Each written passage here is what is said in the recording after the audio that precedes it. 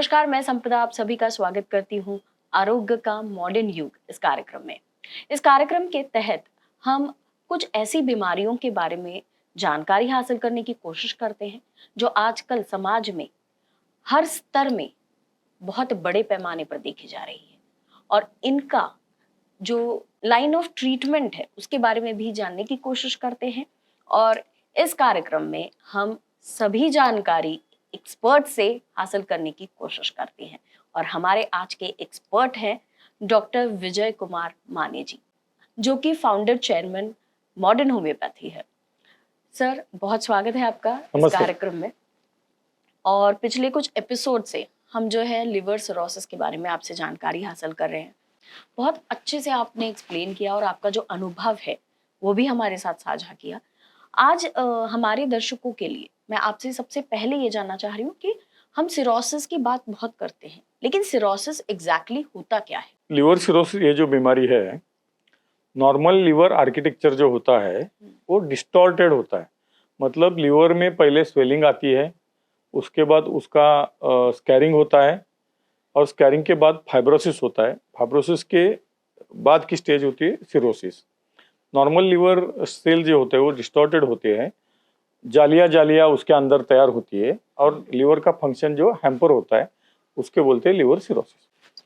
अभी आपने फंक्शन की बात की, तो एग्जैक्ट फंक्शन क्या होता है लीवर का और कितना इम्पोर्टेंट है वो? लिवर जो है महत्वपूर्ण ऑर्गन है। शरीर में राइट साइड में फासलियों के नीचे सिचुएटेड होता है, राइट हाइपोकॉन्ड्रियक रीजन ऐसे उसको बोलते हैं। लिवर का काम है प्रोटीन का सिंथेसिस करना। बहुत से प्रोटीन शरीर में जो सिंथेसिस होते हैं वो लिवर के थ्रू होते हैं।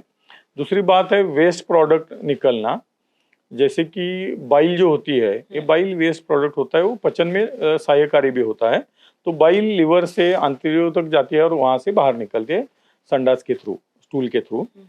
ये भी एक महत्वपूर्ण फंक्शन है। दूसरा बात है आयन सिंथेसिस, आयन जो मैकेनिज्म है, तो आयन तैयार करने में भी लिवर की सहायकारी भूमिका होती है।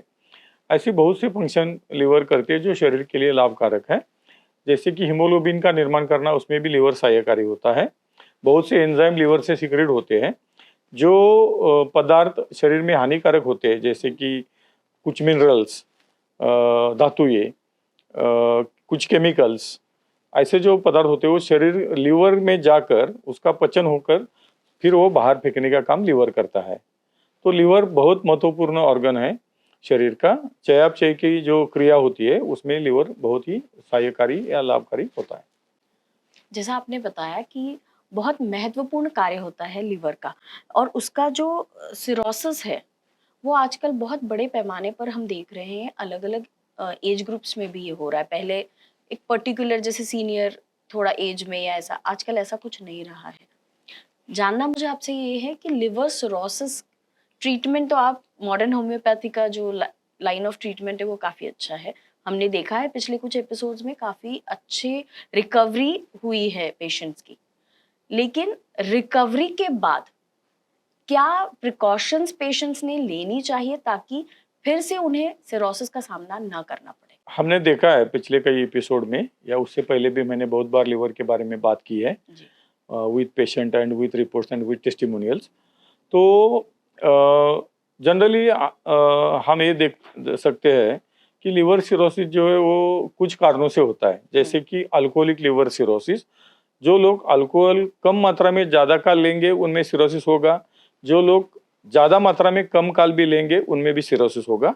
तो अल्कोहल ठीक होने के बाद भी अल्कोहल लेना पूरी तरह बंद करना चाहिए, या जब ट्रीटमेंट शुरू है तब भी अल्कोहल बंद करना चाहिए, उसके बाद में भी बंद करना चाहिए, नहीं तो फिर लिवर सिरोसिस हो सकता है।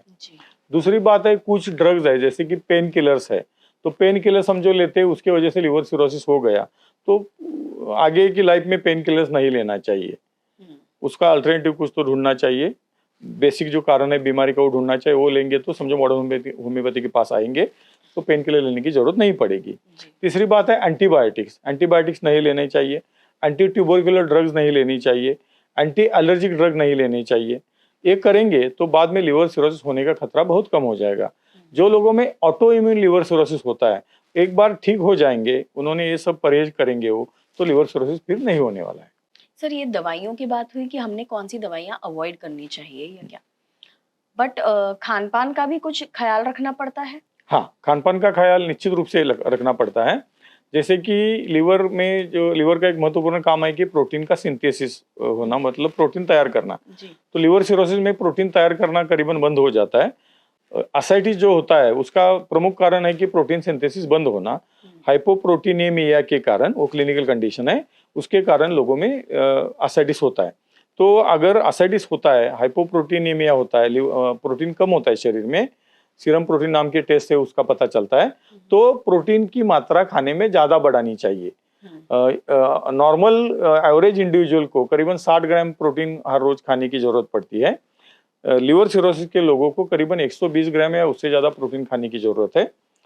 प्रोटीन जो मिलेगा वो एग्स, फिश, चिकन ऐसे चीज़ों से मिलेगा, या वेजिटेबल प्रोटीन्स कुछ है, जैसे कि दलिया, मशरूम्स, पनीर, ऐसी चीजें खाने में बहुत बड़े मात्रा में रखने की जरूरत है। नहीं तो फिर उनको प्रोटीन चढ़ाने की जरूरत पड़ती है बाहर से, थ्रू आईवी। तो वो ना पड़े इसलिए प्रोटीन ज्यादा खाएंगे, अपने ट्रीटमेंट से प्रोटीन सिंथेसिस फिर शुरू हो जाएगा और फिर वो रुग्ण नॉर्मल लाइफ उनका जी सकता है। लेकिन खाने में प्रोटीन प्रचुर मात्रा में होना चाहिए लिवर सिरोसिस में, और एवरेज लोगों में भी इंडियन फूड में प्रोटीन का प्रमाण बहुत कम है। तो प्रोटीन ज्यादा खाने की जरूरत हर एक पर्सन को है। तो ये आप... और एक बात है, हाँ जी। खाने में जो सॉल्ट है वो करीबन 2 ग्राम से 4 ग्राम तक ही जरूरी होता है। जनरली फूड में लोग, अभी फास्ट फूड का जमाना है तो लोग ज्यादा मात्रा में ये सॉल्ट खा रहे हैं, तो उसके वजह से भी सिरोसिस और बढ़ने का खतरा, असाइटिस बढ़ने का खतरा होता है। तो खाने में सॉल्ट कम रखने की जरूरत है, करीबन 2 से 4 ग्राम ही सॉल्ट रखना चाहिए। नॉर्मल इंडिविजुअल ने भी ऐसे करना चाहिए, और जिनको लिवर सिरोसिस है उन्होंने तो 4 ग्राम से ज्यादा कभी भी नहीं खाना चाहिए। अगर आप ऐसे करोगे तो असाइटिस जो होता है वो कम हो जाएगा मॉडर्न होम्योपैथी के ट्रीटमेंट से, और बढ़ नहीं जाएगा। जल्द से जल्द वो असाइटिस कम होकर पूरी तरह पेशेंट ठीक हो सकता है। ये जो डाइट बोला वो हमेशा शुरू रखने की जरूरत पड़ती है। आपने जो बात कही अभी, ये बहुत अच्छी बात है कि सिरोसिस होने तक हमने इंतजार ही नहीं करना चाहिए। बराबर। सॉल्ट की मात्रा और अपने खान पान की तरफ अगर हम ध्यान दें तो सिरोसिस जैसी बीमारियों से शायद अपने आप को बचाने में हम कामयाब हो सकते हैं। सर, ऐसे कई पेशेंट्स हैं जिनको आपने ट्रीट किया है और बहुत मुश्किल हालातों से उन्हें बाहर निकाल कर एक सामान्य जीवन, जैसे जीवन दान ही दिया है ऐसे कहने। तो ऐसे ही एक पेशेंट है आपके, उमेश माने जी, उनके बारे में आप क्या बताएं?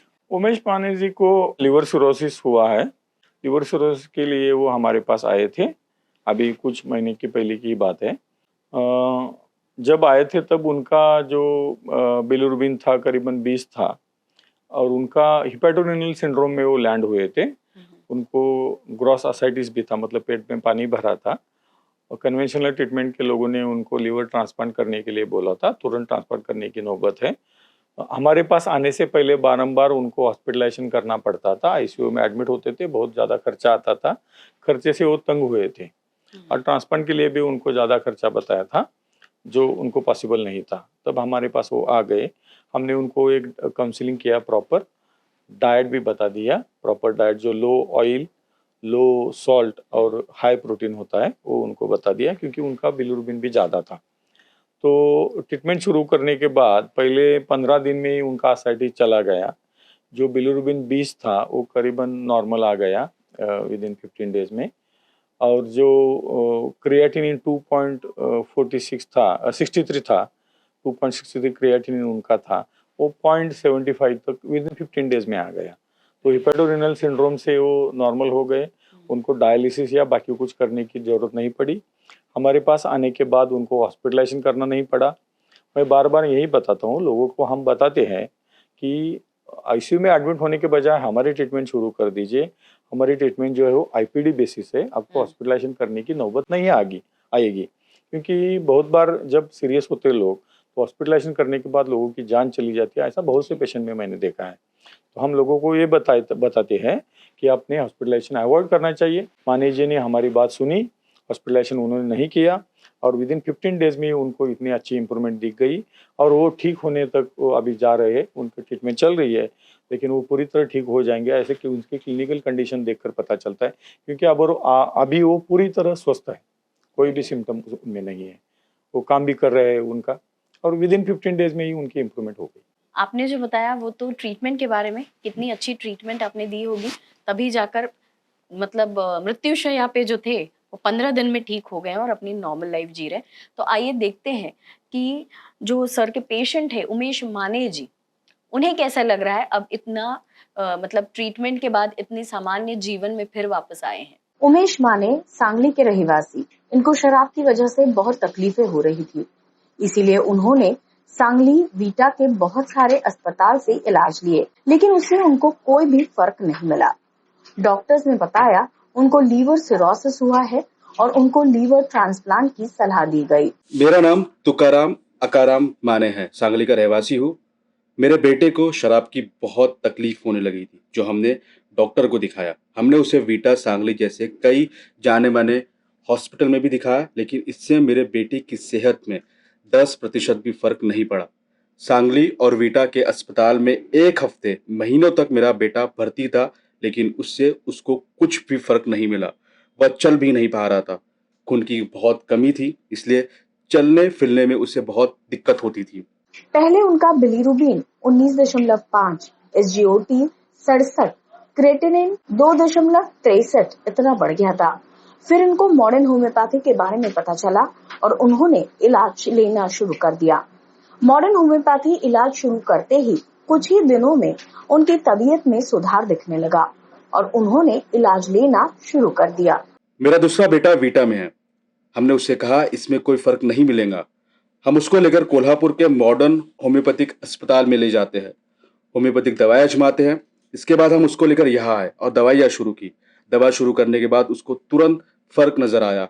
हम 2 किट लेकर गए थे। एक किट में उसकी सेहत में ही फर्क नजर आने लगा। पहली किट में ही 80% फर्क मिला। वह 23% पीलियाग्रस्त था। मॉडर्न होम्योपैथिक ट्रीटमेंट से अब पीलिया केवल 4% ही रह गया है। उसके लीवर और किडनी में सूजन थी, लेकिन मॉडर्न होम्योपैथिक दवाओं में से इनमें से बहुत बड़ा बदलाव ला लिया है। अब वो खाना ठीक से खाता है। वह पहले 1 टाइम भी खाना नहीं खा पाता था, लेकिन अब 3 टाइम खाना खाता है। अब उसके खाने को लेकर कोई शिकायत नहीं है। पहले उनको भूख न लगना, लीवर और किडनी में सूजन, कमजोरी ऐसी तकलीफों से पीड़ित थे। डॉक्टरों ने उनको उनकी बीमारी का कोई इलाज नहीं है ऐसा बताया था और उनको मुंबई के अस्पताल में जाकर लीवर ट्रांसप्लांट करने की सलाह दी थी। शराब के कारण पहले खाना न खाना, लीवर और किडनी में सूजन, खून की कमी, कमजोरी आदि समस्याओं से वह पीड़ित था। मॉडर्न होम्योपैथिक दवाओं से ये सभी शिकायतें बंद हो गई। वीटा में डॉक्टरों ने हमें पहले बेटे को घर ले जाने को कहा और उसकी बीमारी का कोई समाधान नहीं है ऐसा बताया। हमसे कहा गया कि हम मुंबई जाएं, वहां पर जाकर परिवार के किसी सदस्य के लीवर के टुकड़ों को काटकर ऑपरेशन से उसके लीवर को जोड़ देंगे, और उन्होंने कहा कि इन सब पर खर्च करीब 40 से 50 लाख इतना होगा। हमने सांगली में डॉक्टरों द्वारा बताए गए ऑपरेशन के बारे में बहुत सुना था। हमारे गांव में पत्नी के लीवर के टुकड़े लेकर इस तरह से पति का लीवर ट्रांसप्लांट किया गया था, लेकिन वह ऑपरेशन सफल नहीं रहा और इस ऑपरेशन की कीमत भी बहुत ज़्यादा, यानी 40 से 50 लाख इतनी थी। उसका पति मर गया। अब उसकी पत्नी भी बेसहारा है। उन्होंने मॉडर्न होम्योपैथी का इलाज लेने का सोचा। मॉडर्न होम्योपैथी के इलाज से बिना ऑपरेशन किए उमेश जी की तबीयत में बहुत सुधार आया। उनकी सारी तकलीफें बंद हो गई। अब उनका बिलीरुबिन 3.57, एसजीओटी 50.2, क्रेटिनिन 0.7 इतना कम हुआ है। अब उनको लीवर ट्रांसप्लांट और अस्पताल में भर्ती होने की जरूरत नहीं है और वे खुशहाल जीवन जी रहे हैं। मॉडर्न होम्योपैथी के इलाज से उमेश जी अब पूरी तरह से ठीक हो गए हैं। उनकी सारी तकलीफें बंद हो गई है। आज हमने देखा कि लिवर सिरोसिस से अपने आप को हम कैसे प्रोटेक्ट कर सकते हैं। लीवर सिरोसिस के बाद हम किस तरह से अपना सामान्य जीवन चिरकाल तक जीने के लिए कैसे अपने आप को हमने थोड़ा सा अगर कंट्रोल किया है अपने लाइफस्टाइल पर, अपनी कुछ चीजों पर ध्यान अगर रखें तो एक सामान्य जीवन हमारे लिए हमेशा सुखदायी रह सकता है। आज का ये एपिसोड यहीं समाप्त करते हैं। अगले एपिसोड में फिर मिलेंगे किसी अन्य बीमारी के साथ और डिस्कशन करेंगे कि कैसे हम अपने आप को हेल्दी रख सकते हैं। धन्यवाद। नमस्ते।